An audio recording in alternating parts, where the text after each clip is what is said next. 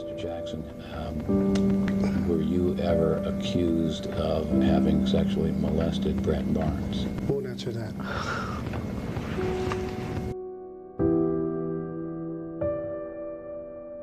You should not say he's an animal. Should not say he's Jacko. I'm not a Jacko. I'm Jackson. Wacko Jacko. Where'd that come from? Some English tabloid. Why would I want a white child to play me? I'm a black American. I'm proud to be a black American. I am proud of my race. I am proud of who I am. I have a lot of pride in who I am and dignity. What do you say to people who say, well, when Michael Jackson was a boy, he was a black kid, and now as an adult, he looks like a white man? Well, you gotta ask God that. That has nothing to do with me, okay? And that's ignorance. What do you mean it's got nothing to do with you? I don't control, puberty. I don't control the fact that I have vitiligo. I don't control, how many white people, when they're little kids, look white. Now and they sit out in the sun all day to look black. And the suntan lotion business is a multi-billion-dollar business. Nobody says nothing about that.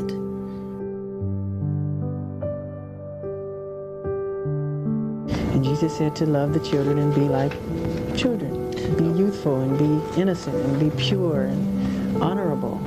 He was talking to his apostles, and they were fighting over who's the greatest among themselves. And he said, whoever humbled yourself like this child is the greatest among me.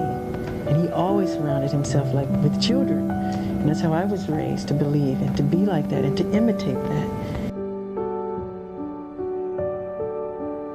Are you very spiritual? Absolutely. I believe in God, absolutely. Very much. What's good, YouTube? You already know what it is. It's with Bossy JJ and I am back.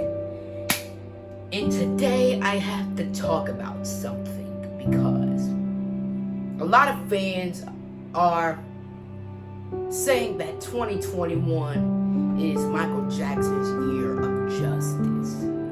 And I feel like that I have to take some type of part of that since I have a YouTube channel, and I am going to talk briefly about the allegations on why, not that allegations, not just that. I'm going to talk about the skin bleaching, his religion, all that, okay? Right here in this vlog. And there may be a few parts to this, but I'm going to talk about it. Okay, so I'm going to start off my first chapter. Have you seen my childhood? I named it that chapter. I named it that because I wanted to talk about his childhood. And his childhood was very unusual. He joined the Jackson 5 at the age of 5 and never ever stopped working. He gave 45 years of his life to the music industry, and during his childhood, he never got to have a childhood. Let's just say it that way. His father didn't want him to call him daddy or father. His father said that his nose, as big as his nose was, you didn't get it from me. You got it from your mama. You didn't get that from me. Or he would call them ugly and all that stuff. And then they would never ever go to the playground. Like he said that they would never ever be able to go to the recording studio. Marlon at his funeral literally said that they would try to watch a few minutes of something. I don't remember. And then like 5 minutes in, they would say, okay, it's time to go to the recording studio. So they never ever had the childhood, not just them. Janet somewhat had a childhood because, So, started songwriting. He started writing music at the age of 10. Had his first solo album at the age of 13. 12 at the age of 12. And he never stopped there. Okay? So the last time he released the album, he was 43. He was 43 when he released the album. His last album. And he never ever got to have childlike experience.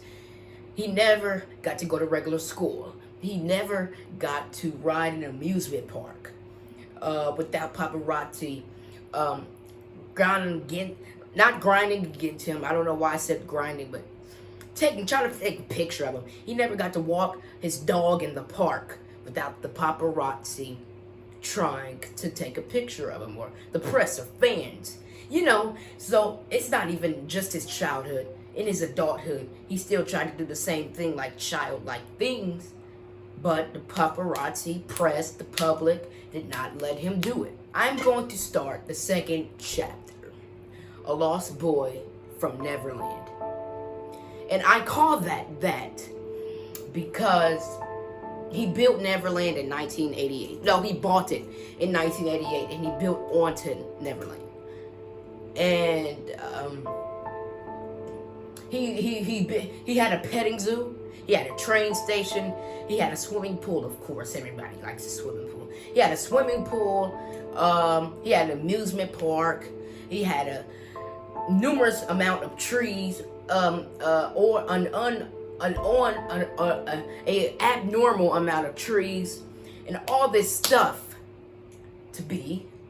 just to remind him about a childhood, not to be a child. You know, he's still a man. He still pays bills. You know, he still has to put gas in his car like anybody else. Okay, so he just had that stuff. So in his meantime, instead of going to a concert, or instead of going out to the bar, anything like that, he could do what he wanted to do that he didn't get to do as a child. And that included hanging out with children. Now, this is where I get a little bit, just a tad bit. Because I tried to explain his innocence to other people off camera, and they don't give me a chance to try to think everything out before saying it. So they're like, oh, look, oh, you stopped talking. What, you gotta think of something else? Like, I'm trying to think, first of all. And, okay, so that led to hanging out with children. And, let's say that he had sleepovers and slumber parties in his bedroom, and he would say on numerous occasions that he slept on the floor, like this clip. Can you understand why people would worry about that? Because they're ignorant. But is it really appropriate for a 44-year-old man to share a bedroom with a child who is not related to him at all? That's a beautiful thing. That's not a worrying thing? Why should they be worrying? Who's the criminal? Who's Jack the Ripper in the room? This is a guy trying to help heal a child. I'm sleeping in a sleeping bag on the floor. I gave him the bed because he has a brother named Star. So him and Star took the bed, and I'm on the floor in the sleeping bag. Did you ever sleep in the bed with them? No. But I have slept in the bed with many children. I sleep in the bed with all of them. When Macaulay Culkin were little, Kieran Culkin would sleep on this side. Macaulay Culkin's on this side. His sister's in there. We're all just jamming the bed. Then we wake up like dawn and go in a hot air balloon. You know, we have the footage.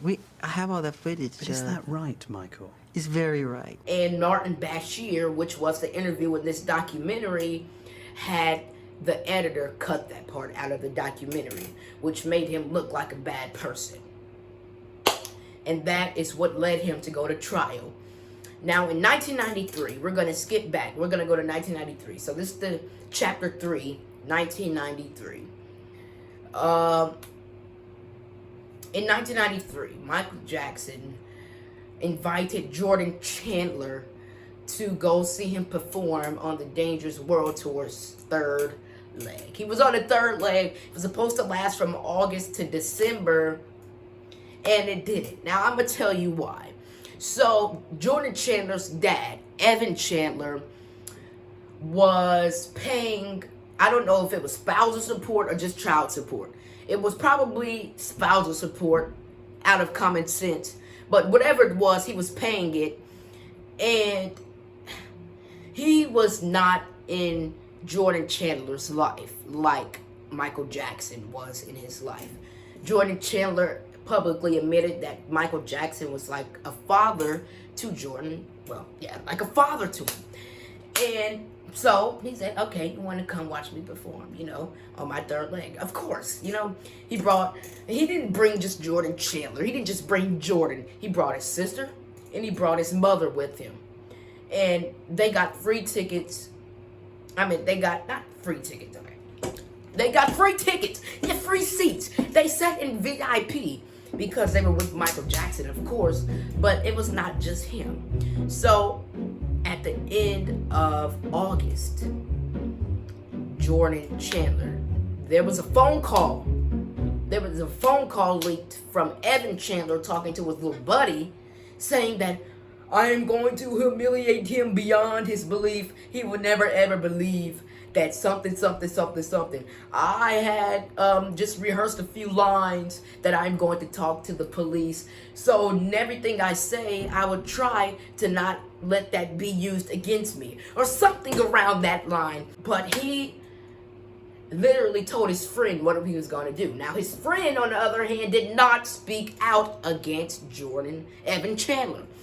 And that's how the child molestation allegations grew. After the tour was canceled on November 13th, 1993, his health went downhill. Let's just say that. His health went downhill. In December 23rd, 1993, the LAPD served a search warrant to search Neverland Valley Ranch, just the mansion, because the bedroom rumors were out there, not anything else like the train station. So they searched the main house, and that allowed them to photograph areas that nobody should ever photograph and put on a magazine. So they did that.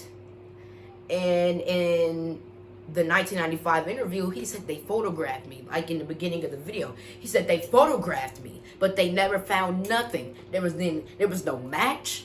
There was no type of evidence that matched their claim. There was nothing to say that Michael Jackson did this. And there was nothing. So he settled the case because there was no evidence to support. He settled the case because there was no evidence to go to court. There was not enough evidence to go to trial. There was not enough evidence to hold a 4 to 5 month trial. So they gave him the option. They gave him the option to settle the case. And he talked with Elizabeth Taylor and a few more friends, and that's exactly what he did. Now, he settled the case. Now, the same people that told him to settle the case was the same people that told New York Times that Wacko Jacko settled the case for over $20 million. And was he really a pedophile? Or was he trying to cover up the fact that he molested these children? Well, guess what? You told him that he could have did that, okay? So, no, he didn't do that to cover up his butt. He did that because they said that there was no other evidence that could support their claim, and he settled it. Now, in 1994, he was presenting an award to Debbie Allen. It was a choreography award because she's an amazing choreographer. Shout out to you. And Michael Jackson presented an NAACP choreography award to Debbie Allen. And he was saying, I believe that nobody is guilty till proven innocent. We're gonna skip all the way to 2004. We're gonna skip to 2004 right here to the Martin Bashir interview. The interview that set up Michael Jackson to go to court. The interview that destroyed everything. The interview that killed him, okay? That killed him right before our eyes on live television. And do you think anybody cared? They edited out so many parts that I can show on this video. I can put Martin Bashir on blast right now. You're gonna ask him on live camera, well, you know your face is a little bit more than blah blah blah blah. He said he changes, and that's exactly what it is. Do you think I'm gonna look like this in 30 years? Do you honestly think that, Martin Bashir? Do you honestly think that I'm gonna look like this? I'm gonna talk like this? My hands are gonna look as small as they do now in 30 years? Buddy, I don't think so, okay? So yes, everybody changes. He admitted to having plastic surgery. Do you think they included that into the interview? He admitted to sharing beds with children. He said it was not in a sexual manner. But did you think they included that in their interview? Michael Jackson said that black people are called colored people because we come in different colors. Did you think they included that in the interview? Martin Bashir told them not to include that in the video. Oh, and then when he dies, Michael Jackson was a good man. He was a good man. I got your good man. Cut that out. The 2005 trial. So it started in January, and in 2004, Steve Harvey took Michael Jackson to church, and this man Steve Harvey called Michael Jackson Captain Crunch. Oh, I was dying. Oh, I was dying. I'm gonna link that comedy club thing, wherever he was, in the description box down below. 2005 trial started in January and ended in June. And in March, let's say in March, March 2nd, Michael Jackson did not show up to trial. Now, them being who they are, issued as a warrant for his arrest and a $3 million bond, but he had actually fell out of the shower that morning, and they took him to the hospital and they checked him out and all that, and he had a bruised lung, and he went to court in pajamas. He went to court in pajamas. His mother was by his side, but where was Joe at? The funny looking tractor having dude wasn't around. The sweet home Alabama, look what I got. I abused my son. Now he's a superstar. Look at me. If it wasn't for you, boy, you wouldn't have been Michael Jackson looking. Okay, look, he wasn't there. He wasn't around. He was nowhere to be found. And I have bars. Joe Jackson was nowhere to be found. But Jermaine, Gorilla Glue have himself. I'm sorry, bro. I'm sorry. Helped Michael Jackson get dressed, and he went to trial, and there he went again, and he heard all the stupidness that you hear. So that's gonna be it for today's episode. I hope you guys enjoyed it. Part 2 is coming later. Like, subscribe, favorite, share, and we're on our way to prove Michael Jackson's innocence.